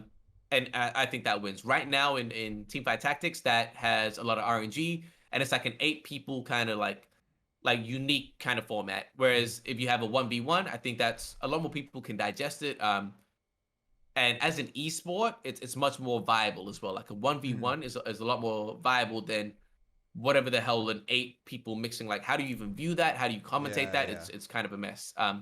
So I think like all the ducks are lined up for the order battle to do really well. Again, the biggest thing now is the PvP. As long as we get that, I think we're chilling there.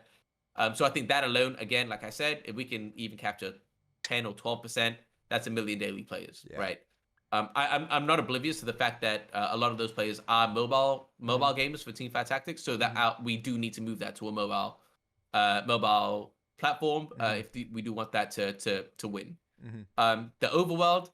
So the overworld's interesting, man. So I've been beta testing the overworld in the last week, and I honestly didn't think that I was gonna like play it too much because I was like, I have too many things to do, and without the NFTs, I feel like it goes back to my whole thing about, oh, gaming is a scam. Of you pay money for it. You like you spend time to earn money. You spend your money in the game, and then you spend time and money in the game, and you're just getting ripped off for entertainment. Hmm. And I was like, Yeah. just the games I'm playing now, like there's very few games that I'm like are worth that amount of sacrifice. Mm-hmm. Persona 5 is one game that I've started playing again.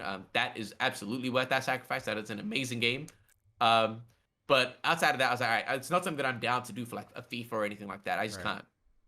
can't. So I was like, all right, same thing with Illuvium. Overworld, I'm like, I probably am not gonna go crazy on it until the NFTs come in. Mm-hmm. But after beta testing, dude, I was wrong, fam. Like, and I need to kind of control myself of like I have work to do. Like I need to chill out. But like it's just dope. I was talking to Dimitri yesterday on our podcast and one of our lead guys, and it's interesting because the overworld is done in such a way where it's like psychologically they've got it's just sick, man. I don't know how to like explain it, but you go into it, Mm-hmm. you have a couple of shards, you start to capture these guys, and but you have like a set amount of energy. So Right. you Yep. go into the battles, you capture them, but then you have leftover energy. Yeah. Then you think it's like, all right, I need to optimize it. Like automatically your mind, like they're kind of leading you to think, like, I need to optimize this. Yeah. So with this, now I've caught my alluvials, I've used all of my shards. Let me optimize by going and harvesting. Then you go and spend the entire or like the rest of your energy harvesting and collecting resources. You go back to your thing. You create more shards. Then you go back with a new set of energy. And then you're like, all right, cool. Now I've got a whole bunch of shards. Mm-hmm. Do I want to go collecting first or do I want to keep? And you start to capture things. And it's like, all right, once you start capturing, you remember, oh man, I already caught these ones. Yeah. If I want to level up, if I want to fuse them up, I need to capture more of the same. Yeah. So then you start to like, automatically they're leading you to being like, I need to collect this and Yeah, do this and yeah. do this. You don't even realize it's happening to you. Yeah. And then you keep going and going and going. And it's just like, yeah, man, it's just wild. Like it's Yeah. just primed to keep you going and going. And it's like, and it's not even polished yet. Like Yeah. the final stage, we're gonna have like the alluvials in the overworld and actually seeing them. Like that's gonna be the final product. But if it's making me feel like this now already, it's just like, yeah, man, I just can't see it. And that's not what that's with- what and every, again, yeah, every it's crazy. great game does, right? It brings you into the world, and it's that feedback loop of like, I just want to keep playing, but like, oh, I got to go do this, so you got to go, do the work to get the reward, right? Like I remember hours and hours and hours in RuneScape, man. Like Oh my God. fishing. Like my thing was Yeah. like fishing. Like I would catch lobsters all day, and then I'd go cook Yeah. the lobsters, and then I'd go sell those for all sorts of money and stuff. And then it's like, all right, well, if I want Yeah. to cook more, and you just level and level up. Yeah. Oh, go ahead. And then I'll just have one last thing, and then it'll Yeah. add like it'll have that thing where like let's say you'll catch two of an alluvial, Mhm. and then you're like once you go back you can't stop because like, Yeah. yo, I just needed one more. Yeah. Then you get that one more, and then you've gone back with a whole new set of resources. Yeah, you yeah. collect one more, and then you'll realize you'll catch two more Yeah. or three more. Yeah, I'm Then already you'll here. fuse two of them. Yeah. So now you already have two of them, and then in your mind it's like, oh, I just need one more, and then I Yeah, can yeah. get to the next. And as you're doing, it's just a constant thing, and I think it's hilarious. Yeah. I mean, every game. They've done it well, man. Every great game has that, right? It's just like just one more, like Just one, yeah. just one more hand, Yeah. just one more trick, just one more land, Yeah. just one more level, One just more one dungeon, more dungeon, always. one more boss, one more And one more kill, yeah. right? And that was the thing I loved and hated about Dota, man. I used to play Yeah. Dota back in the day, and it's like if you played horribly, if you lost, Yeah. your mind is like, yo, I can't go out like Yeah, that. yeah, yeah, And if yeah. you dominated, you're like, yo, let's keep this Yeah, going. yeah, No yeah. matter what, you're playing again. It's Right. like, yo, there's no option out. Yeah. They've got you. Yeah, Yeah. they've got you. That's sick, man. Let me ask you, it wouldn't be a fair balance podcast if I didn't ask, like, is there anything, since you've been working with Illuvium that you've been like not hyped about, or like, been like, oh man, like, anything like that? And you can feel free to like deflect Yeah. or dodge, but Yeah. just- No, I'll be transparent. I'll be Yeah. transparent. It's gonna be crazy that I say this, right? Mm-hmm. There's nothing that I'm not inspired by or excited about. Like all the products are like they're killer. All the products are killer. Mhm. The thing that kind of bugs me out a little bit, and it's gonna be crazy that I say this, is we work so fast. Like we just work so fast, Mhm. but there are things that are done slowly as well. Mm. And it's just like simple things that I'm like, that I might think are simple. It's just like, oh, they have to go through various steps. And I'm like, oh, fuck, I just wish they didn't do that. Like, and it's crazy for me to say that because things are going so fast. Again, we built this game in like 2 years, right? Mhm. Anyone like that's insane. Like anyone from the outside looking is like, man, you guys are working so fast. yeah.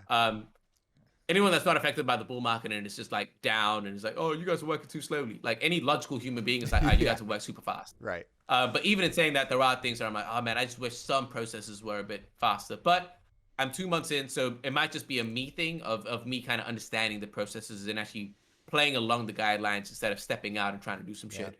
I also So, but that's me being transparent. Yeah. I also think that's always gonna be a bit of the case in larger organizations, right, where you've got different departments going, and multiple people. Any if you want to go fast, go alone. If you want to go far, Yeah. go with others, kind of thing. Yeah, So and like, it's funny that you said that. That's exactly it. It's like the whole like incident. It's funny that you just go. Yeah, that's exactly what it is. yeah, yeah. But yeah, Cool, man. I and want it's all. to. I want to clarify before. I want to clarify that it is all well intentioned. It's not like anyone's Of trying to fuck course. with each other. It's just No, like yeah, yeah, of course. people are seeing things that the other department isn't seeing, and we're trying to like. But it's yeah, it's just time No, consuming. But yeah, organizing large teams. I mean, this is what you know. Every game, right? Every game studio, every development project, every software, everything, right? Every team thing. I mean, you remember like group projects in college, right? Those things freaking sucked because like, yeah. where's Sarah? That um, I was Sarah. I was absolutely Sarah. I was the one that would like. I was super, I always got my shit done, but You like carried the team. I'd Yeah. always end up being the one to be like, all right, it's like the project's due tomorrow. Like, what the fuck? Like, all right, if no one's doing it, Yeah. like, I'm gonna fucking stay up all night and get this project done, and You do know, I all the hated group all the. projects Oh, and it's the it, worst. yeah, It's the worst. it's the worst thing. Yeah, it's the worst thing. Yeah, Let me ask you, TSG, but outside, take the Illuvium cap off for a second, yeah, for sure. because we're Web3 gaming content creators, right? We got into this space, Yeah, from a crypto space standpoint, from a digital asset ownership standpoint, from a gaming standpoint. We're hyped on the space. Are there any other games that you see that you like, that you enjoy, that you're like, excited about? And yeah, if they're not, and if you don't want to name any Web3 games, other games outside of yeah, Web3. yeah. I mean, like, okay. The thing is, I think there are some. Okay, I'm gonna. Okay, appreciate you for making me feel so comfortable. So, like, the thing that is excites me about the Web3 games is I think Mm-hmm. there are games that are being built. I think Mm-hmm. that is the case. I think Mm-hmm. things like Shrapnel, Civitas. I love Gods Unchained. I Yeah. don't play it too much, but I think it's a really good game. Like all of those games, I think are really, really good. Mm-hmm. And I'm sure there are a lot of other games that I'm unaware of or just haven't mentioned Yeah. that are also building really well. The thing with like the thing that I said earlier on is like it's just that they're competing against Web2 games and who are Mm-hmm. their competitors? It's like Yeah. again for Shrapnel, again taking my Illuvium cap off. It's like for Shrapnel as a first person shooter, man, you're going against like all those big names. Yeah. Um, like as a card game, Gods Unchained. As much as I love Gods Unchained, man, who you playing against? Yeah. Pokemon, Yu-Gi-Oh, Yeah. Magic the Gathering, Yeah. Hearthstone. It's Yeah. like yo, it's tough. It's tough Yeah. out here. So again, like honestly, it's gonna be interesting, and I'm not gonna like predict the future of like Mm-hmm. what genres are gonna like where the opportunities are, Mm-hmm. but when they present themselves, I'll react to it. And kind of go. But for me, again, like it just seems like logically, Illuvium is the only one with a real viable fucking Yeah. chance, if I'm being Yeah. honest. And again, like tell me if you think I'm wrong, like please tell me and educate me. Um, but yeah, otherwise. Otherwise, Web 2 games, the games that I'm looking forward to are Hogwarts Legacy. I'm a massive Harry Potter fan. So that's coming out in February. I'm going to lose my mind. And there's another game in January that's coming out, Fire Emblem, the new Fire Emblem game. Nice. So I'm actually going to take some, not time off, but I'm actually going to cut some time out of my day to play those games. Cool. Cool. Yeah, those are the two games. And like I said, I've been doing like a bit of a rerun of Persona recently. Yeah. It's been Right. No, I love that answer, man. I respect that answer, and I appreciate it because when you say like the strategic, vision of Illuvium is going, capturing market share of team fight tactics of this game, and it's like a viable business model, viable business path. That makes a lot of sense, and that's yeah. a due diligence checkpoint that you should probably have in your games of like, who are we going up against? What's the the demographic and the market that we're trying to market share that we're trying to get? So I think that's Exactly. I think that's a really nuanced, subtle, but like very important point. So I appreciate that, and it makes sense, and it makes sense for the bull case for Illuvium. Yeah, absolutely. Man, I do these podcasts and I always like feel like I can, end up talking to these, whoever I'm talking to. Like I feel like we could talk Yeah. for another, hour and a half. But out of Yeah, respect yeah. for your time, because I know you gotta, get your videos over Did to your yo, editors. did we really only go for like an hour? It's an hour and a half. Oh, right. I was gonna say, damn. Yeah, yeah, shit. I thought we went longer than that. Yeah, cool, cool, cool. It's been good, but it is late on my end. So I want to close out with one piece. I always like to close out with like one piece of advice. These first two episodes have been from content creators. So like one piece of advice that you might give to other content creators. I think this podcast has been like absolute fucking gems for creators to like, if they want to end up working for a game or just stepping up their hustle or something like that. Maybe a piece of advice now that you're kind of on the inside, seeing game development for, the Web3 gaming space that you would say to other devs or games that, might listen to this or something like that. A little bit of a, hip hop, $1 million worth of game that you can give us from the inside. Yeah. From the inside, I'm not too sure, honestly.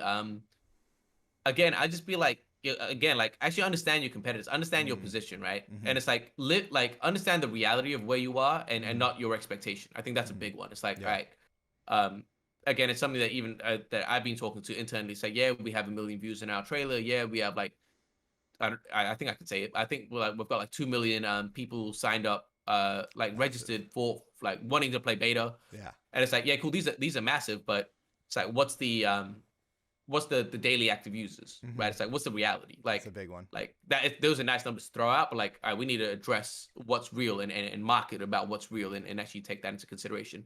So I'd say that the same thing for everyone. I get it as a marketer, you're supposed to be like, oh, we're so great. But internally, it's like, cool, you can do that externally, but internally, like, plan accordingly and move accordingly. But honestly, more important, I actually want to give one piece of advice, like on a personal level, because I think that's like more applicable to every human being. It's like twofold. One, you're not that important. Fucking like, just like stop thinking people care about you. Like they don't. Just take action. Yeah. People are gonna say shit. No one gives a fuck about you, and if they do, they're fucking losers. Like what I tell my wife is like, oh, like if someone leaves a bat, anyone that has an opinion about me, do they pay my rent? Yeah, exactly. Do they put food on my table? You're right.